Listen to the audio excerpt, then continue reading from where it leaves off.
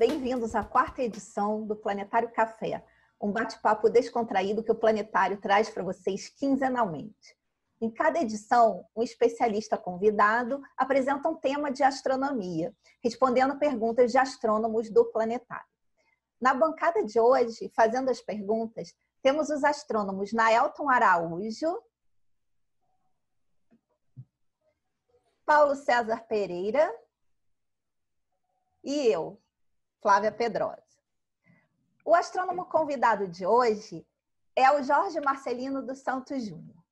Jorge é formado em astronomia pelo Observatório do Valongo, da UFRJ, e possui pós-graduação em ensino de astronomia pelo Centro Federal de Tecnologia.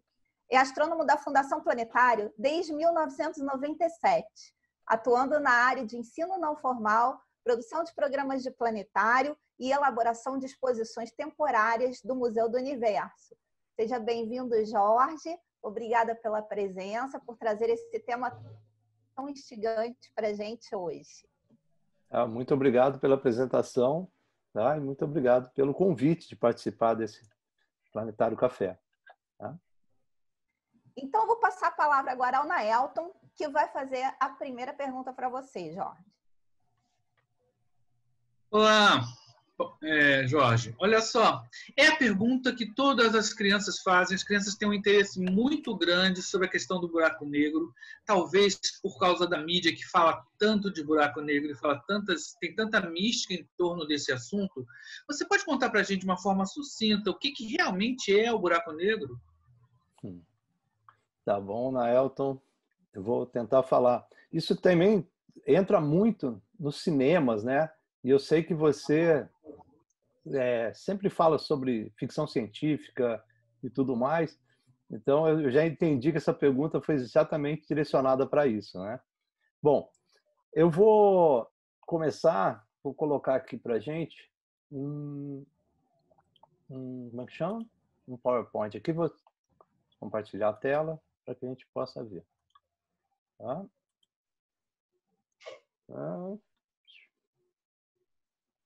Bom, os buracos negros, se eu fosse resumir numa única frase, seria assim: o buraco negro é o estágio final da vida de uma estrela. A estrela, como a gente sabe, né, ela nasce, vive e morre como qualquer outra. Né?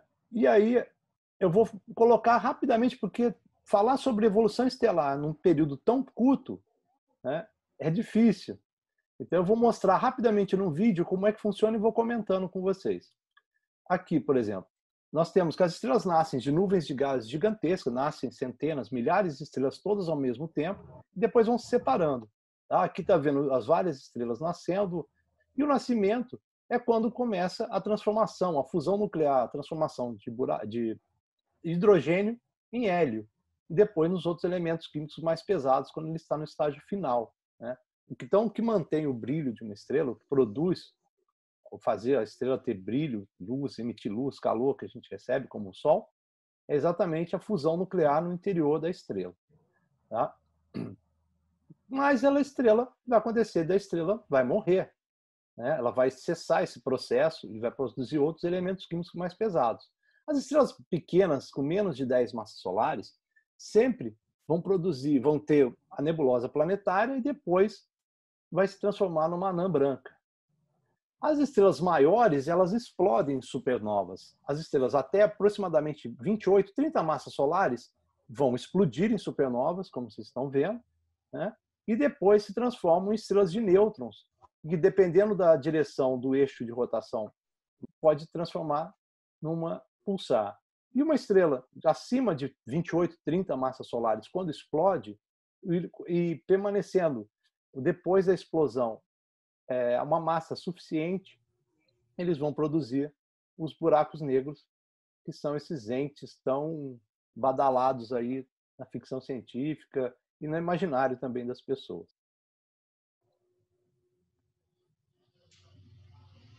Tá certo.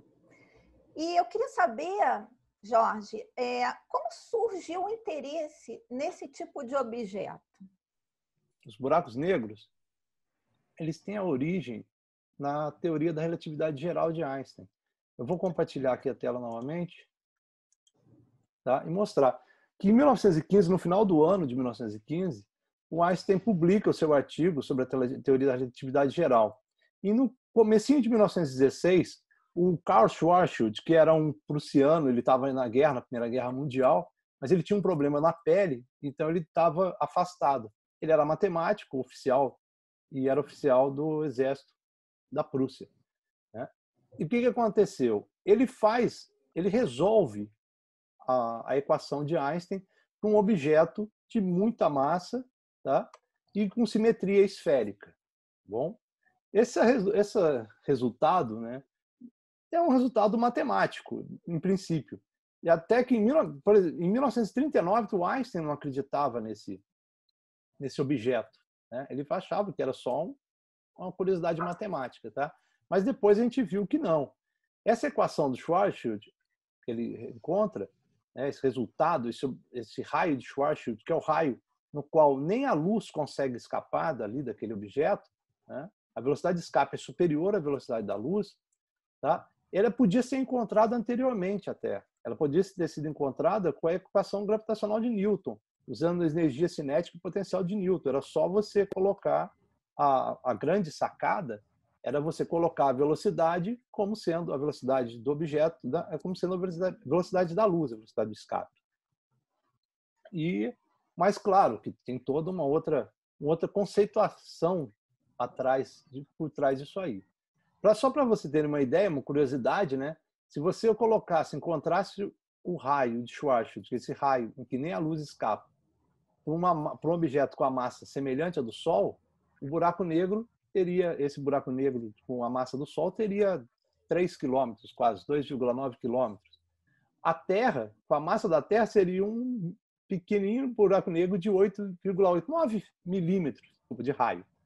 Então, isso ele só começa a fazer sentido o raio Schwarzschild e os buracos negros depois que, em 1931, o Chandrasekhar, né, era um indiano, um físico, astrônomo indiano, ele calcula o limite da massa para uma estrela anã branca. E, inclusive, ele ganhou o prêmio Nobel por isso, 50 e poucos anos depois. E aí, se a gente já tem, pela evolução estelar que eu mostrei para vocês, ele consegue mostrar que as anãs brancas não podem ter mais do que 1,44 massas solares, tem que encontrar objetos com uma massa superior a isso. Em 1939, o Volkoff e o Oppenheim calculam em 3 massas solares, aproximadamente, o limite da massa para a estrela de nêutrons. E objetos, depois da explosão da supernova, que tiverem mais de 3 massas solares, o que vai acontecer com eles? É isso que nós temos, que é o buraco negro. Tá? São os objetos que ultrapassou esse limite e conseguiu sobreviver ainda. Vou passar, então, agora a palavra para o Paulo.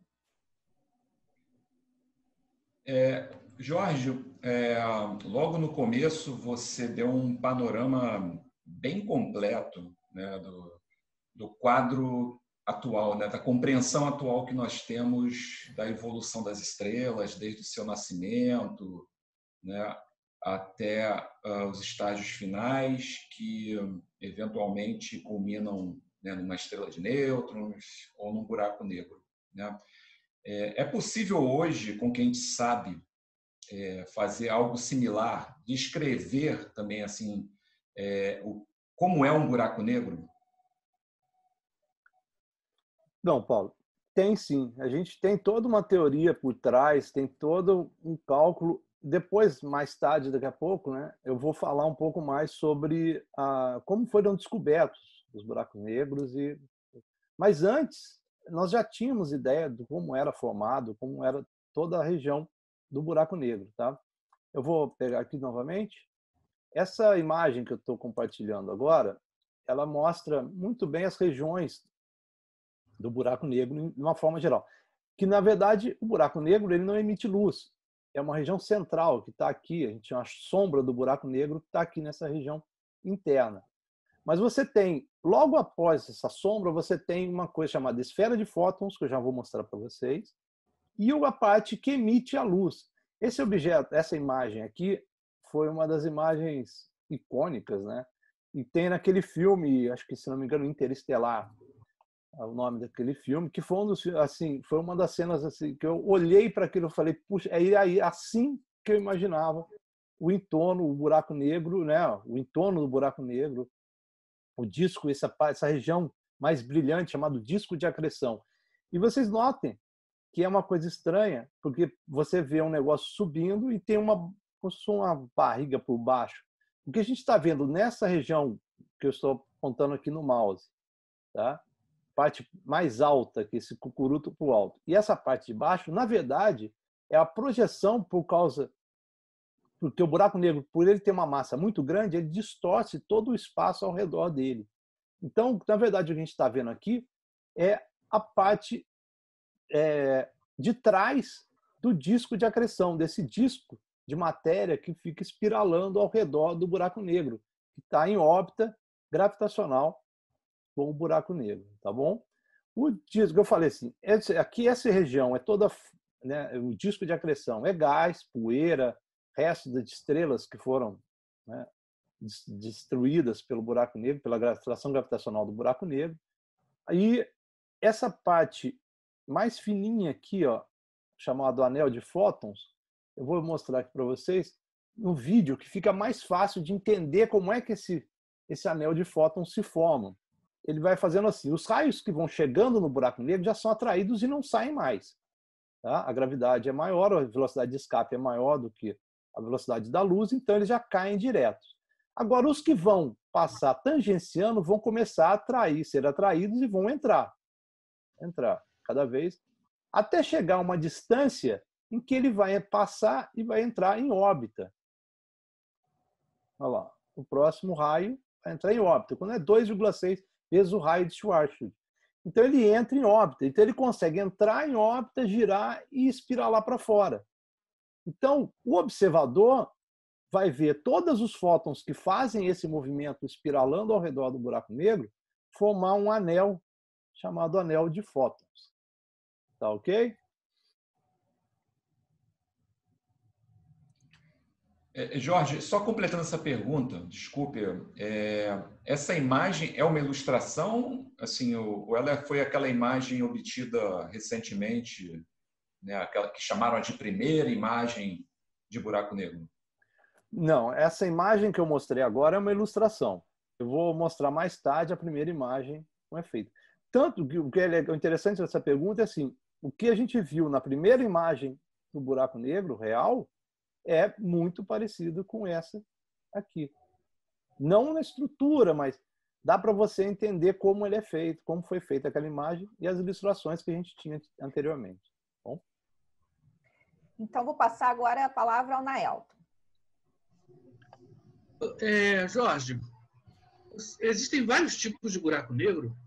Eu conhecia mais, né, eu estava mais a par dos buracos negros estelares, né, mas não esses buracos negros supermassivos. O que são buracos negros supermassivos? Você pode explicar para a gente? Bom, o buraco negro supermassivo, ele não tinha anteriormente, assim, não tem uma teoria ainda confirmada dizendo assim, ele nasceu desse jeito. São buracos negros de formação de galáxias. Eles estão no interior de galáxias. Aqui, ó, como é que se formam os buracos negros supermassivos? Isso é uma teoria, tá? É a mais aceita, mas não é a única. Tá? As galáxias vão se formando e se juntando, né? Uma coisa chamada de estrutura hierárquica, né? E vai cada vez mais e vai formar as galáxias, e com isso vão formando os buracos negros cada vez maiores no interior dessa galáxia. Tá? E são buracos negros de milhões de massas solares. A nossa galáxia tem mais de 4 milhões de massas solares, um buraco negro no interior dela. Tá legal?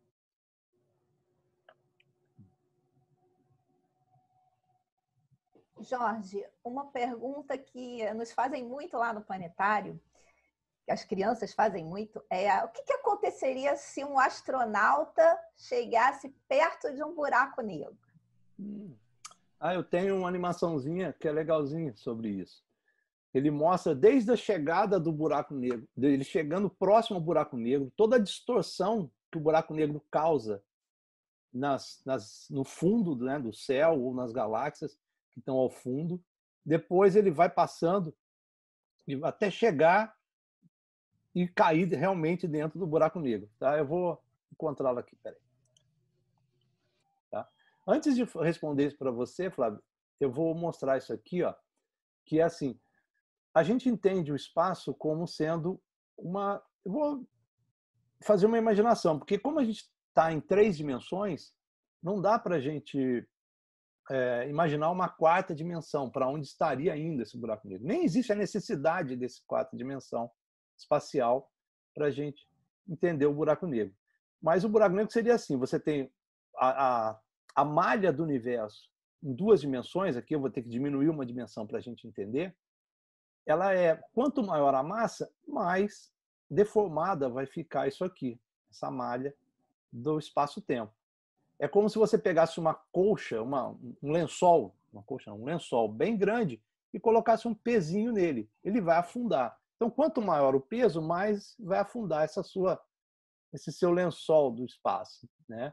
Então, como o Sol, que tem pouca massa, vai deformar pouco. Uma estrela de nêutrons, mais massa vai mais, e o buraco negro, mais ainda. Tá? E o que vai acontecer com isso com o nosso astronauta? Quando ele se aproxima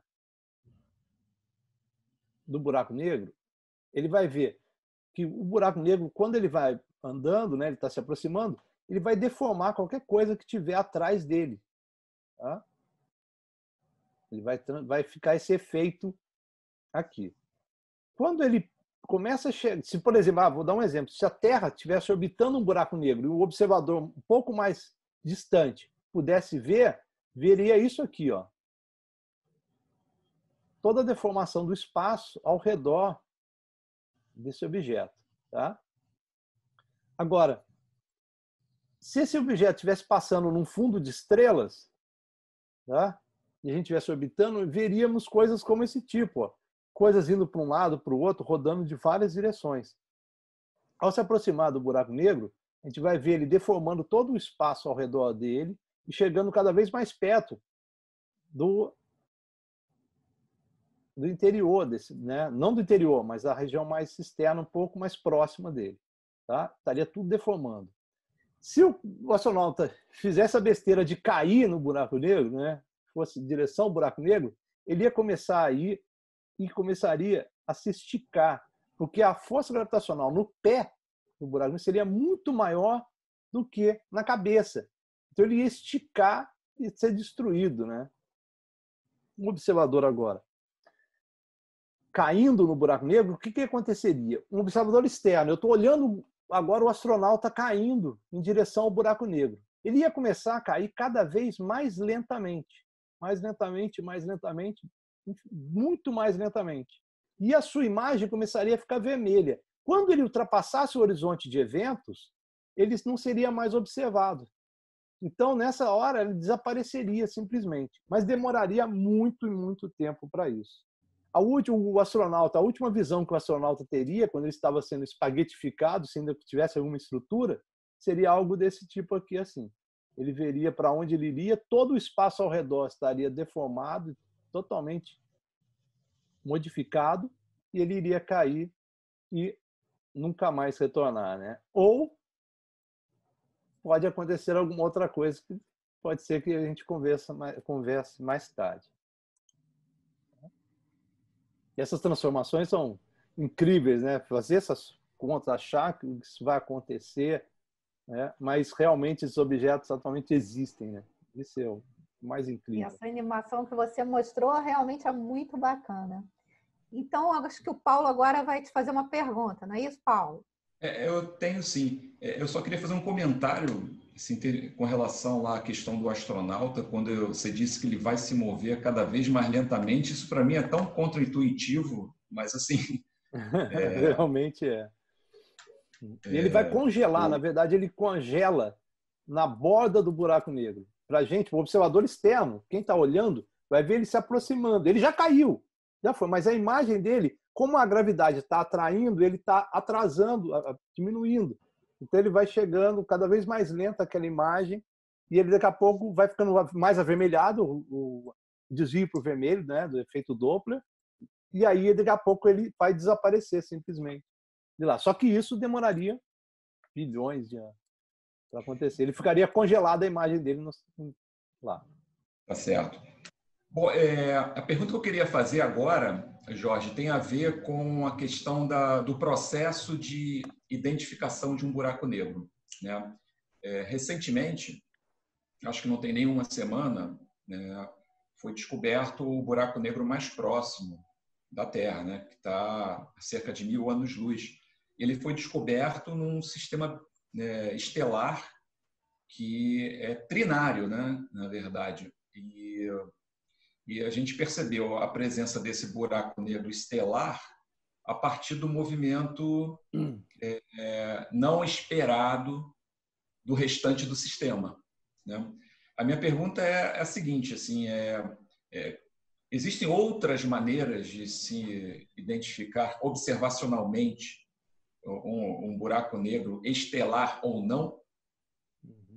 Ótima pergunta e muito bem lembrado desse sistema triplo aí, que são 2 estrelas e o buraco negro, né? Está muito próximo, a 1000 anos-luz, é muito perto, realmente. Como esse sistema triplo, né, como foi descoberto, a maior evidência é a gravitacional. É o melhor jeito de se descobrir o buraco negro, né? É a evidência observacional, tá? Eu vou dividir a sua pergunta em 2. A primeira eu vou mostrar as evidências, a evidência gravitacional, e depois um esforço gigantesco que foi feito, tá, por todo o globo para observar um buraco negro diretamente, tá? Então eu vou aqui, espera só um segundo. Assim, evidência direta mesmo do buraco negro foi uma observação que foi feita no ESO, né, aqui no Chile, onde tem praticamente os melhores telescópios do mundo, né, um dos melhores lugares de observação do mundo, um lugar maravilhoso. Mesmo só para visitar já é ótimo. E ele foi observar o centro da nossa galáxia. Essa animação que eu vou colocar aqui para vocês mostra a observação de vários anos. Daqui já tem um período até maior. Aqui está desde 1992, do centro da nossa galáxia. Esses pontinhos brancos que estamos vendo aqui são as estrelas ao redor do buraco negro que está aqui em Sagitários A, no centro da nossa galáxia aqui. Eu vou passar o vídeo e depois eu comento um pouquinho. Olha só. Aqui são as estrelas girando ao redor desse buraco negro. Vocês percebam que não tem nenhum objeto aqui que tenha... É uma massa gigantesca, calculada em 4 milhões de massas solares, e que não tem nada emitindo aqui nenhum comprimento de onda, né? Nenhuma forma de radiação eletromagnética, uma forma de luz consegue mostrar. Aqui está uma órbita de uma das estrelas, tá? Desde 1992 até 2005, em que você percebe ela girando ao redor desse corpo e foi calculada a massa dela nesse tanto de 4 milhões de massas solares. Esse objeto, né, do centro da nossa galáxia, ele não foi muito... ele não foi descoberto antes, porque ele não emite, não tem radiação, não tem nenhum tipo de radiação assim, mas não teve jatos de matéria, porque não tem gás ao redor que está sendo absorvido e que faça emissão. Então, esse é o nosso buraco negro quieto. Ele está lá, age gravitacionalmente, mas não dá nenhum espetáculo, nenhum jato de matéria, nada disso. Diferente de outras galáxias maiores e próximas até, vou mostrar, que existem jatos enormes de gás que estão escapando, que começam a girar em torno do buraco negro, ganham uma velocidade e vão espiralando pelo eixo de rotação dele. Vou mostrar uma outra evidência. Esse aqui é o grupo que observou pela primeira vez um buraco negro, imaginando ele, né? Não é uma foto, é um imaginamento. Ele cria aquela imagem. Eu vou colocar aqui para vocês e vou explicando. Esse é um grupo muito grande, formado por diversos radioobservatórios, E eles usam uma técnica chamada de interferometria, interferometria de base longa. Então, tinha telescópios na Antártida, tinha telescópio no México, no Chile. Aqui está aqui, ó. Eles chamavam de telescópio do horizonte de eventos. Tá? Então, diversos telescópios em vários pontos do mundo, todos eles observando ao mesmo tempo e vão criar uma imagem, reconstruir uma imagem aqui, ó. Como a gente pode ver, a reconstrução da imagem do buraco negro, que foi esse aqui. É a primeira imagem do buraco negro que foi feita na galáxia M87. Na nossa galáxia não tem esse jato que apareceu no vídeo. Tá? E essa é a imagem. Lembra-se da imagem inicial que a gente viu, que tem o disco de acreção girando ao redor? Lá no M87 tem esse jato azul, que está aqui azul, bem bonito. E aqui é um objeto, né, de 6 bilhões de massas solares, 6,5 bilhões de massas solares. Tá? É um objeto muito, muito grande, tá? Muita matéria, muito pesado, vamos chamar assim. Tá? E isso ocupa um espaço muito pequenininho no céu. A gente vê ele muito pequeno. Aqui uma simulação de como seria a imagem se tivesse, né, um disco de acreção grande girando ao redor e brilhante, como seria visto aqui na nossa galáxia, na Via Láctea. Isso aqui não foi observado, isso aqui é só uma simulação, tá? De como seria utilizando essa mesma técnica. A nossa galáxia, para observar diretamente, é muito difícil, porque aqui na nossa direção, como a gente está praticamente no plano da galáxia, existe muita matéria, muita poeira, muito gás, que atrapalha a observação direta do centro da galáxia. Tá? Então a gente não consegue observar diretamente o buraco negro lá no centro, né? Ou o buraco negro não, o material em volta do buraco negro. Tá? Tem que ser observado em outros comprimentos de onda para poder penetrar toda essa camada de gás e poeira e a gente poder observar esse buraco negro. Tá bom? Naelton, acho que você está ansioso aí para fazer uma pergunta. Com certeza, com certeza. Eu que sou apaixonado por ficção científica e filmes, né? Nos filmes dos buracos negros só tem interesse se eles puderem levar você para algum lugar, né? Então eles sempre passam para outras dimensões, são portais para outros universos e tal. E surge a ideia então do buraco de minhoca. Afinal de contas, o que é esse tal buraco de minhoca tão usado e abusado na ficção científica? Usado e abusado, realmente. Eles abusam até da nossa imaginação, né? Aqui. Eu vou colocar aqui para vocês. Ó. Lembra que eu falei para vocês sobre a distorção do espaço ao redor de um corpo de massa, qualquer tipo de massa? A distorção é maior quanto maior for a massa do objeto. Agora, imagina se você conseguisse, nesse lençol gigante, nessa malha gigante que eu mostrei para vocês, ele tocar essa malha em outro ponto. O buraco de minhoca seria isso, você conseguir distorcer o espaço de tal forma que ele tocaria em um outro local do próprio espaço. Aqui a gente tem que fazer em 2 dimensões, porque não tem como mostrar isso em 3 dimensões, mas seria isso. Você teria essa conexão até inclusive entre universos.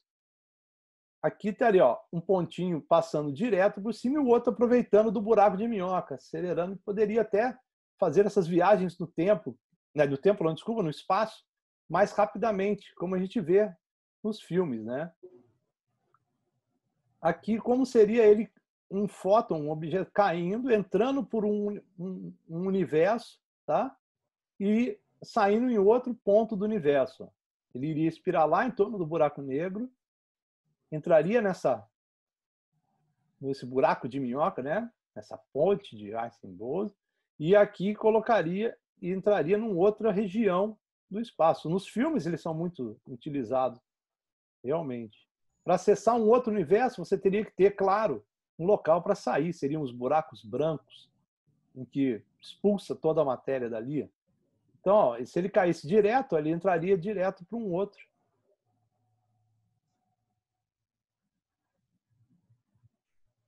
ponto aqui, ó. Para acessar diversos níveis, vendo o outro, ó. um observador que caísse de um lado e vendo o outro, tá? Olha aqui nessas imagens, você conseguiria, você estando em um universo, observar o outro universo ali, ó, por essas pontes, nesses buracos de minhoca. Isso é muito bonito na teoria, porque lembra, se vocês lembrarem um pouco antes, como é que você vai manter a sua estrutura porque o coitado do astronauta que eu mostrei antes, ele foi esticado como se fosse naquela época da Inquisição, né? Em que ele foi esticado e destruído. Ele vai ser totalmente espaguetificado. Então você teria que ter de alguma forma manter a estrutura para poder entrar nesse buraco negro. Claro que isso existem teorias, isso, né? Mas é muito usado em ficção científica. Eu sei que você adora ficção científica e fala sobre isso. Para mim, aquele filme Interestelar, como eu disse, aquela hora que você vê o buraco negro é a hora que eu vi Gargantua, se eu não me engano o nome, né? Gargantua. Então, quando eu vi no cinema aquilo, eu falei, cara, é aquilo, é 99% do que eu achava que deveria ser. Realmente, toda aquela viagem que ele faz sobre o disco de acreção ao redor, e você sempre estava andando e aquele disco subindo à sua frente, mas você nunca chega. Por quê? Porque aquilo é só uma distorção do espaço. Quando você chega, ela já está totalmente distorcida, né? Só que quando entra no buraco negro, aí o filme acabou para mim. Aí entendeu? Já vira Alice no País das Maravilhas. Exatamente. Né? Aí já não vale. Aí eu podia ter levantado aquela hora que eu ficaria menos chateado com o filme. Entendeu?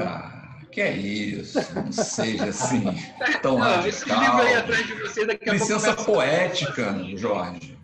Daqui a pouco esses livros atrás de vocês começam a mexer aí sozinhos. Exatamente. O livro começa a mexer, mandar uma mensagem. Aí para vocês estão atrás, para mim aqui está aqui na minha frente. Imagina, se eu começar, eu vou brigar aqui se eu ver um negócio desse.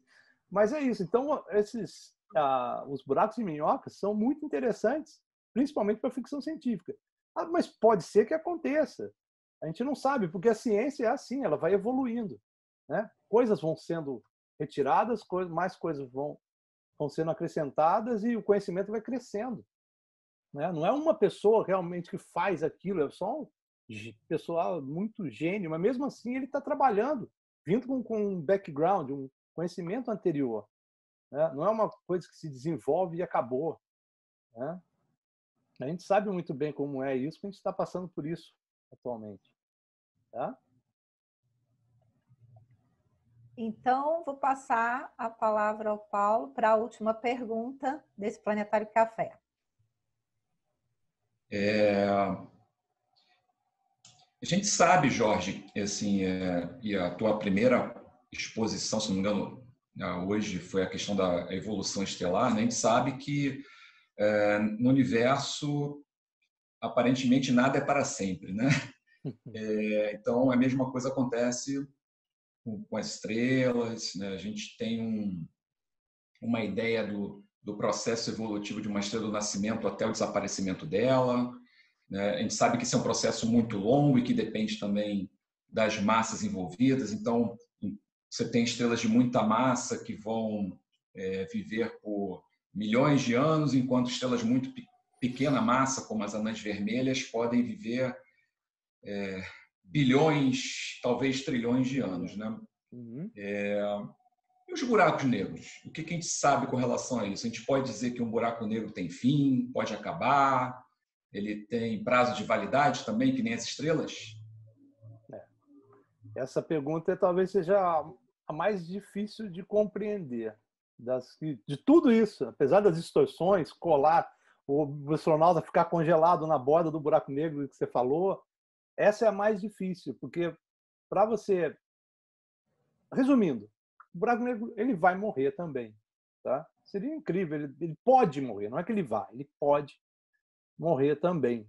O tempo é muito maior, trilhões e trilhões de anos para isso acontecer. Porque para que isso aconteça, a gente tem que partir do princípio que pode, do nada, aparecer matéria. Flutuações quânticas, e aí é uma complicação que eu acho bem difícil de mostrar isso aqui para vocês.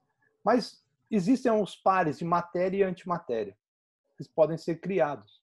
na borda do buraco negro. Tá? Acelerações ali ao redor podem causar isso também. Além das só flutuações quânticas, você tem desacelerações, com nomes tipo Bremsstrahlung e coisa do tipo, mas né, isso é muito técnico, a gente não vai conversar sobre isso. Mas o que interessa é saber que na borda do buraco negro pode ser criado matéria e antimatéria. E se a matéria cair no buraco negro, a antimatéria vai se chocar com qualquer outra coisa fora e vai se transformar numa luz, num flashzinho de luz.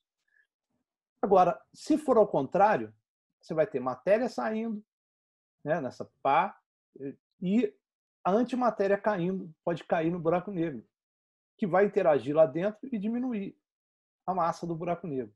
Isso aí, esse nome chama-se de evaporação do buraco negro. Tá? Eu tenho um videozinho aqui também, que eu vou mostrar para vocês para dar uma ideia de como seria. Você tem a criação e aniquilamento de pares de partículas lá. Aqui você tem uma partícula e uma antipartícula, que quando elas se formam, depois quando se juntam, vão simplesmente transformar em fóton e dar um flare. Quando você está ao lado do buraco negro, o que pode acontecer? Se as duas caírem, né, lembre, está tudo distorcido, está tudo bagunçado ali ao redor. Mas pode entrar, cair, as duas podem, a matéria e a antimatéria podem cair, ou pode cair, um ser atraído, o outro conseguir escapar, como eu já tinha dito anteriormente. Tá? E aí, dependendo do que entra e do que sai, você pode ter a evaporação do buraco negro. Tá? Aqui está mostrando, ó, entrou a antipartícula e aqui escapando. Essa partícula que escapa do buraco negro, a matéria que escapa, a gente chama de radiação Hawking. Ali depois, ó. Ele vai sair e vai embora. Enquanto que a antimatéria caiu para dentro. Ó. Okay? Jorge, Opa. desculpe te interromper. Essa evaporação é porque, no caso da antimatéria, é isso? Antimatéria é o nome? Antipartícula? Opa, como? É partícula e antipartícula, essas são as Sim, denominações. partícula e antipartícula. É matéria e então, antimatéria. no caso, assim. Quando entra... okay, tá? a antipartícula ocorre evaporação porque ela se aniquila com a partícula que está lá dentro, é isso? Mas aquilo não sai nada. Como criou um par de partículas, matéria e antimatéria. Se a antimatéria cair, essa matéria que saiu, a gente chama, diz que é um sinal da evaporação. Na verdade, você não vê nada, porque o que está dentro do buraco negro não escapa.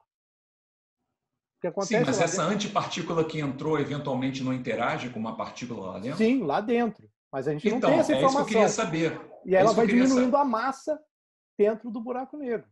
Sim, porque ela vai aniquilar com uma partícula lá exatamente, dentro. Exatamente. Ok. E aí a radiação que saiu, a matéria que saiu, é chamada de radiação Hawking. Né? Dado o nome em homenagem ao Stephen Hawking, foi ele que calculou isso aí. Né? Elaborou isso aí. Então, só para terminar o videozinho, tá?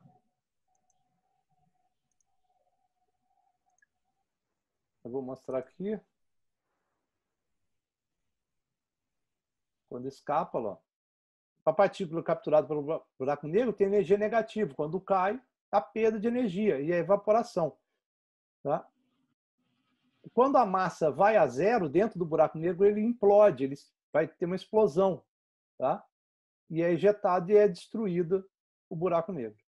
Tá bom? Isso não, tem uma teoria, né, ainda não é totalmente confirmada, que essas explosões seriam as gamma ray bursts, explosões de raio gama, que seriam de evaporação de buracos negros.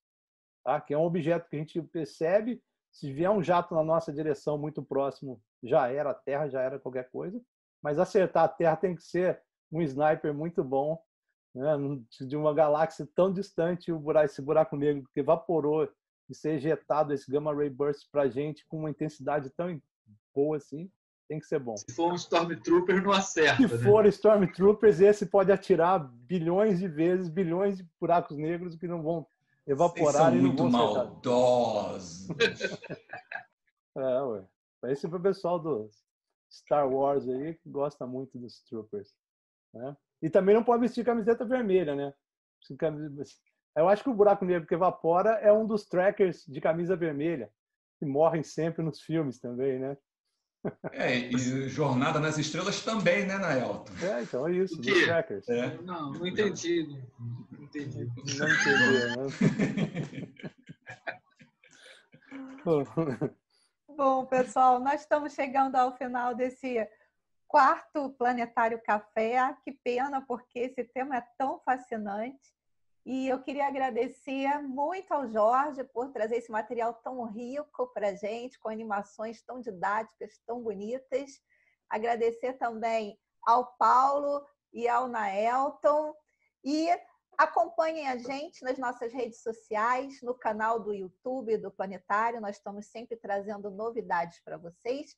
E eu queria já anunciar o tema do próximo Planetário Café, que vai ser acessibilidade em museus de ciências e mediação em museus de ciências.